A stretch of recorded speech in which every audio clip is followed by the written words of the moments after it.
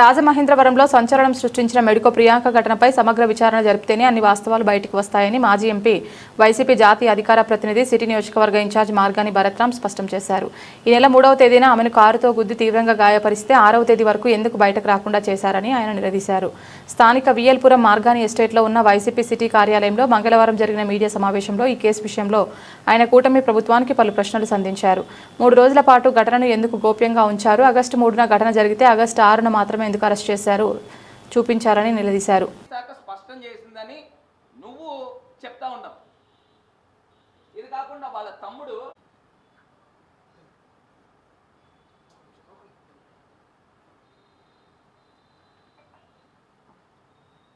Sir night 4వ తారీఖు మాకు కంప్లైంట్ వచ్చింది అని చెప్పేసి మార్నింగ్ 1 o'clock. ఇంకేమన్నా ఉన్నాయా క్వశ్చన్లు ఉంటే చెప్పండి. డిఎస్పీ గారు మీకు కనబడట్లేదండి? ఆ కేసు యొక్క సివియారిటీ ఏంటనేది మీకు కనబడట్లేదండి డిఎస్పీ గారు? చిన్న యాక్సిడెంట్ అంట. వీళ్ళు ఆల్రెడీ ఎమ్మెల్యే దగ్గర నుంచి, డిఎస్పీ దగ్గర నుంచి, సిఐ దగ్గర నుంచి ఆఖరికి ముఖ్యమంత్రి దాకా వీళ్ళందరూ కూడా నెరేటివ్ డ్రైవ్ చేశారు. ఇది ఒక చిన్న యాక్సిడెంట్ అనేది, ఇది ఒక మిస్లీనియస్ కేసు కిందన కొట్టిపాడేసే కార్యక్రమం. ఇంత దారుణమైన ఘటన ఆంధ్రప్రదేశ్లో రాజమహేంద్రవరంలో రాజమండ్రి నడిబొడ్డులో ప్రసాద్ ఆదిత్య మాల్ దగ్గర జరిగితే సీసీ ఫుటేజ్లు కళ్ళెదురుగుండా కనబడతా ఉంటే డిఎస్పీ అంటారు చిన్న యాక్సిడెంట్ అంట. ఏమండి ఇది ఏమన్నా సమంజసంగా ఉందండి? ఏమండి మనకు పిల్లలు ఉండరండి? మనకు కూతుర్లు ఉండరండి? మన ఇంట్లోనే ఇలాంటి ఘటన జరిగితే మీరు ఇలా మాట్లాడతారండి? ఎవరైనా మాట్లాడతారండి చిన్న యాక్సిడెంట్ అని? నెరేటివ్ అనేది 6వ తారీఖు కూడా ఇదే నెరేటివ్ ఉంది. చంద్రబాబు నాయుడు గారిని హెచ్చరిస్తూ ఉన్నాం, అబద్ధాల పునాదులతో మీ ప్రభుత్వం ఏర్పడింది, పేక మేడలా కూలిపోతుంది, గుర్తుపెట్టుకోండి. ఇవాళ ఇంత అన్యాయాలు జరుగుతూ ఉంటే ఈయన డిఎస్పీ అంటాడు చిన్న యాక్సిడెంట్ అంటాడు, ఎమ్మెల్యే అంటాడు ఇది హిట్ అండ్ రన్ను, కేవలం హిట్ అండ్ రన్ను మద్యం మత్తులో అంటాడు. అసలు ఎక్కడికి వెళ్ళిపోతూ ఉన్నాం? మనం సమాజంలో ఉన్నామా? సిఏ అంటాడు పాపం ఆయన వాళ్ళు గైడ్ కాలేజ్ స్టూడెంట్స్ అంటాడు. అసలు 3 రోజులు కాన్స్పిరసీ ఏం జరిగింది? బేరం తగలేదా 3 రోజులును? 3 రోజులు ఎక్కడ పెట్టారు? ఈ నిందితులు ఎక్కడున్నారు? ఇది కదా తేలాల్సింది. దీనిపైన ఖచ్చితంగా సిబిఐ ఎంక్వైరీ చేస్తే నిజాలు ఏంటనేది బయటకు వస్తాయి. దీని వెనకాతలు ఎవరున్నారు అనేది బయటకు వస్తే, మీ ప్రభుత్వ పెద్దలే కనుక దీని వెనకాల ఉంటే ఆంధ్రప్రదేశ్ కూటమి ప్రభుత్వం పేకమేడలా కూలిపోద్ది. ఇది గుర్తుపెట్టుకోండి చంద్రబాబు గారు. మీరు ఇప్పుడైనా స్పందించి నిజాలు ఏంటనేది ఎంక్వైరీ కాల్ఫర్ చేయండి. ఇదేమి సామాన్యమైన ఇష్యూ కాదు. దీన్నేమి మేము అంత ఈజీగా వదిలే రకం కాదు. ఖచ్చితంగా హైకోర్టుని ఆశ్రయిస్తాము, హైకోర్టులో కేసే ఇస్తాము. అవసరమైతే మా నాయకుడిని సంప్రదించి మేమంతా కూడా ఖచ్చితంగా అవసరమైతే దీన్ని నెక్స్ట్ లెవెల్కి తీసుకెళ్తాం. డీజీపీ గారి దగ్గరికి వెళ్తాం, ఈ జరిగిన అంశాలు గవర్నర్ దగ్గరికి వెళ్తాం. ఏంటంటే ఇది ఏమన్నా సామాన్యమైన అంశమా? ఇష్టం వచ్చినట్టు ఎవడు పడితే ఆడు నోటుకొచ్చిన మాటలు మాట్లాడుతున్నారు. హెచ్చరిస్తూ ఉన్నాము. ఇప్పటికైనా మీరు సిఐని ఇమీడియట్గా సస్పెండ్ చేయండి. అసలు సిఐని కూడా అక్యూజ్డ్ కింద పెట్టండి. అసలు సిఐకి ఎవరు ఒత్తిడి తీసుకొచ్చారు, ఎవరు మాట్లాడారు, అతన్ని కూడా ఎంక్వైరీ చేయండి, అతన్ని కూడా ఇంట్రాగేట్ చేయండి. అసలు సిఐ అసలు సివిల్ డ్రెస్లు ఎలా ఉంటాయి? చనిపోయేదాకా అసలు ఎందుకు అరెస్ట్ చేయలేదు? అరెస్ట్ ఎప్పుడు చేశారు? ఇప్పటిదాకా మీరు కస్టడీ పిటిషన్ ఎందుకు వేయలేదు? ఇప్పుడు 7వ తారీఖున రిమాండ్కి చూపించారు. 7వ తారీఖు రిమాండ్ చూపించినప్పుడు ఇవాళ 10వ తారీఖా, ఇవాళ 11వ తారీఖు, 4 రోజులు పట్టిందండి. మీరు పోలీస్ కస్టడీ పిటిషన్ పెట్టి ఇమీడియట్గా అసలు ఇంట్రాగేట్ చేసి ఈ యొక్క కేసుని ఇదేమన్నా పెద్ద రాకెట్ సైన్సా? కళ్ళు ఎదురుగుండా సీసీ ఫుటేజ్ విజువల్స్ కనబడుతున్నాయి. అసలు ఏ ఇంటెన్షన్తో వాళ్ళు కారు తొక్కారు, తలపైనకి ఎక్కిచ్చారు, ఇది మన కంటికి కనబడట్లేదండి. ఇమీడియట్గా వీళ్ళు ఫస్ట్ పెట్టాల్సింది అటెంప్ట్ మర్డర్ కేసు పెట్టి మర్డర్ కేసు పెట్టాలి. ఇది కదా చేయాల్సింది. 338 పెట్టడం, దాని తర్వాత 308 పెట్టడం, దాని తర్వాత 304/2 పెట్టడం. నిందితుల్ని కాపాడే ప్రయత్నమే జరుగుతుంది తప్పితే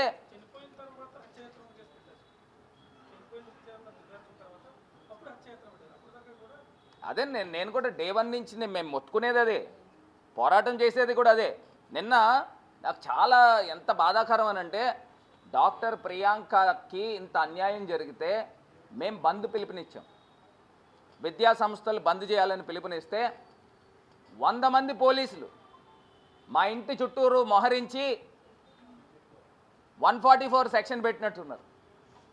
అసలు బయటికి రానివ్వకుండా, అసలు ముందు రోజు రాత్రే మా గుమ్మం బయట పడుకున్నారు 2 పోలీసులు. అసలు ఏ బేసిస్లో మేమేమన్నా విధ్వంసాలు ఏమన్నా క్రియేట్ చేస్తామండి? నాకు తెలియక అడుగుతాను, ఏమన్నా విధ్వంసాలు ఏమన్నా క్రియేట్ చేస్తామా? శాంతియుతంగా ఆ అమ్మాయికి జరిగిన అన్యాయానికి, షీఈస్ బీయింగ్ ఏ స్టూడెంట్, ఆ అమ్మాయికి జరిగిన అన్యాయానికి ఖచ్చితంగా మనం సంఘీభావంగా రాజమండ్రిలో ఉన్న విద్యా సంస్థలు మనం బంద్ ప్రకటించాలి. ఇది రాజకీయాలకు అతీతంగా దాన్ని కూడా అడ్డుకునే ప్రయత్నం చేసి రాజకీయం చేస్తూ ఉన్నారు. ఇది చాలా చాలా దుర్మార్గం అండి, చాలా అన్యాయం అండి. ఇది మంచి పద్ధతి కాదని తెలియపరుస్తున్నారు.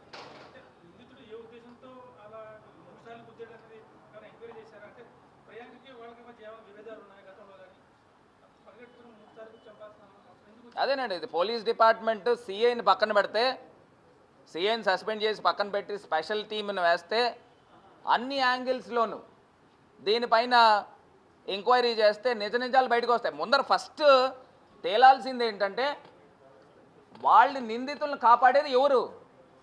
బ్యాక్ ఎండ్ ఉన్న అదృశ్య దుష్టశక్తి ఎవరు? అది కదా తేలాల్సింది. లేకపోతే 3 రోజులు పట్టడం ఏంటండి? సీసీ కెమెరాలు ఆ రోజు రాత్రేది. ఇప్పుడు ఇంకోటి ఏం చెప్తున్నాడంటే, ఎమ్మెల్యే ఏం చెప్తున్నాడంటే, నాకు ఇంకోటి చాలా ఆశ్చర్యం వేసింది. ఏదో గుమ్మడికాయ దొంగ ఎవరంటే భుజాలు తడువుకున్నట్టు నేను వాళ్ళ ఫాదర్తో మాట్లాడాను, కావాలంటే టైం చూడండి, ఫోటో చూడండి అని చెప్తున్నాడు. ఇంకోటి ఏం చెప్తున్నాడంటే, ఎఫ్ఐఆర్ అంట ఆ రోజు రాత్రి 9:30కి జరిగింది, 10ంటికి పోలీసులు వెళ్ళారు, 11ంటికి కంప్లైంట్ వచ్చింది, 4ంటికి 12ంటికల్లా ఎఫ్ఐఆర్ ఇచ్చేశారు అని సొల్లు కవర్లు చెప్తున్నాడు. ఇప్పుడు మీరు ఎఫ్ఐఆర్ ఎప్పుడు రాస్తారు? 3 రోజుల తర్వాత రాస్తారు, లేదా 2 రోజుల తర్వాత రాస్తారు. మీరు టైం ఎక్కించుకోవడమే కదా. మీరు ఆన్లైన్లో ఎప్పుడు పెడతారు? 2 రోజుల తర్వాత 3 రోజుల తర్వాత రిఫ్లెక్ట్ అవుతుంది. మీరు ఎప్పుడు అనుకుంటే అప్పుడు ఆన్లైన్లో వస్తుంది. ఆ రోజు నైట్ 3వ తారీఖు నైట్ కానీ 4వ తారీఖు కానీ 5వ తారీఖు కానీ ఎఫ్ఐఆర్ కాపీ ఆన్లైన్లో లేదు. నేను చూశాను, మా అడ్వకేట్స్ చూశారు. 6వ తారీఖున కానీ ఆన్లైన్లోకి రాలా. మీరేదో టైమింగు పెద్ద ఏదో సచ్చిలుడిలాగా అన్ని కౌర్లు చెప్తున్నారు. ఆ రోజు 10ంటికి అయింది, 11ంటికి వెళ్ళారు, 12ంటికి కేసు నమోదైంది, 1 గంటకి ఎఫ్ఐఆర్ కాపీ వచ్చింది అని చెప్తున్నాడు. 4వ తారీఖు ఏమన్నా ఆన్లైన్లో ఉందా? 5వ తారీఖు ఉందా? 6వ తారీఖు కానీ 6వ తారీఖు కూడా సాయంత్రంగా ఎప్పుడు రిఫ్లెక్ట్ అయినట్టుంది. అంటే ఈ రకంగా ప్రజల్ని అందరినీ కూడా నమ్మబలికే కార్యక్రమం చేస్తున్నారు. అసలు నేను అడిగితేనే నాకు ఇవ్వలేదే 5వ తారీఖున. ఏమండి, ఇది మట్టికి ముమ్మాటికి కూడా ఇది అతి కిరాతకమైన హత్యగా పరిగణించాలి.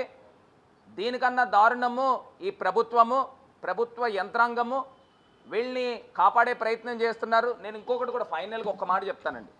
దీనికి అంతటికీ కూడా మూలము నిందితులది ఎంతైతే తప్పు ఉందో దానికి 2 తప్పు ఈ ప్రభుత్వం ఉంది. ఎందుకుందో కూడా చెప్తాను. మీరు మద్యం షాపులు ఆంధ్రప్రదేశ్ వ్యాప్తంగా ఏర్లై పారుతూ ఉన్నాయి. బెల్ట్ షాపులు, ఓపెన్ బెల్ట్ షాపులు, ప్రతి వీధికో బెల్ట్ షాపు, పర్మిట్ రూమ్లు, అఫీషియల్ పర్మిట్ రూమ్లు, ఎవడైనా బ్రాందీ షాప్ పక్కన రూమ్ పెట్టి ఓ 100 మంది 200 మందితో తాగిచ్చి వాళ్ళు ఏం చేస్తారండి? తాగి బళ్ళు కార్లు నడుపుకొని యాక్సిడెంట్లు చేయకపోతే ఏం చేస్తారు? మళ్ళీ పోలీస్ డిపార్ట్మెంట్ అంటే traffic department special team drunk and drive టెస్టులు చేస్తారట. ఓ పక్కనేమో ప్రభుత్వమే తాగిస్తూ ఉంది, ఓ పక్కన ప్రభుత్వమే పర్మిట్ రూములు పెట్టి తాగిస్తూ ఉంది, మళ్ళీ వీళ్ళు టెస్టులు చేయడం ఏంటి? అసలు ఎవరైనా పిచ్చోళ్ళ? ఈ ప్రభుత్వం ఫస్ట్ మీరు మద్యపానాన్ని నియంత్రించండి. ఒకవేళ నిజంగానే కనుక బార్లు ఉంటే మీరు ఏవైతే ఓలా కానీ లేకపోతే ఆ బైక్లు ఏంటన్నా దాన్ని ఏమంటారు, ర్యాపిడోలు కానీ ఇవన్నీ మద్యం షాపుల దగ్గర ప్రభుత్వం పెట్టించండి. ర్యాపిడో సెంటర్లు ఇమీడియట్గా మద్యం షాపుల వాళ్ళకి చెప్పండి, ఇగో ఇక్కడ ర్యాపిడో ఉంది, ఇంకో మీరు మద్యం తాగేసి బళ్ళు నడపకండి, ర్యాపిడో బుక్ చేసుకోండి అని చెప్పి మద్యం షాపుల దగ్గర చెప్పండి. కొంతలో కొంతైనా మెరుగవుతుంది. ఎందుకంటే ప్రభుత్వము ఆదాయం పడిపోద్ది కదా తాగిచ్చపోతే. కనీసం దీనికైనా పెట్టండి. వీళ్ళేమో బీచ్ల్లో బీచ్ ఫెస్టివల్ అంట మద్యం ఓపెన్గా విశాఖపట్నం బీచ్ల్లో అమ్ముతారట. డోర్ డెలివరీలు అవి కూడా పెడతారు. మొత్తం A to Z. ఇంకా ఒకటి కూడా వదిలే ప్రసక్తి లేదు.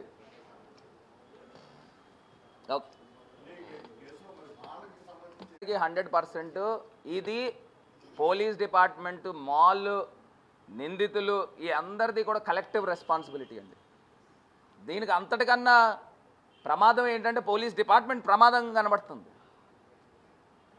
పోలీస్ చిన్న యాక్సిడెంట్ అండి, డిఎస్పీ 6వ తారీఖు అసలు సివిల్ డ్రెస్లో అతను ఎలా ఉంటాడని అడుగుతున్నా. సిఐ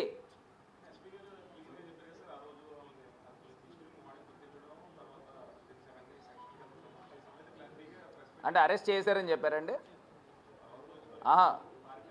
4వ తారీఖు దొరికారని. మరి ఎందుకు అరెస్ట్ చూపించలేదండి? మీకు రాజ్యాంగం కల్పించిందండి హక్కు. మీరు పత్రికా ప్రకటన ఎలా ఇచ్చారండి ఎస్పీ గారు? 6వ తారీఖు అరెస్ట్ చేసామని చెప్పి చూపించారు. 4వ తారీఖు అని మరి నాకు తెలియదు, నేను చూడలేదు ఎస్పీ గారు ప్రెస్ మీట్. మరి మీరు చెప్పిందే వాస్తవం అయితే 4వ తారీఖు నుంచి ఇంట్రాగేట్ చేస్తున్నారని అంటే మరి ఆ రోజే చూపించాలి కదా అరెస్ట్ అనేది, ఆ రోజే రిమాండ్కి ఇవ్వాలి కదా. అదేనండి, ఇప్పుడు కస్టడీ పిటిషన్ కూడా ఎప్పుడు అడగాల? 11వ తారీఖు అడగడం ఏంటండి?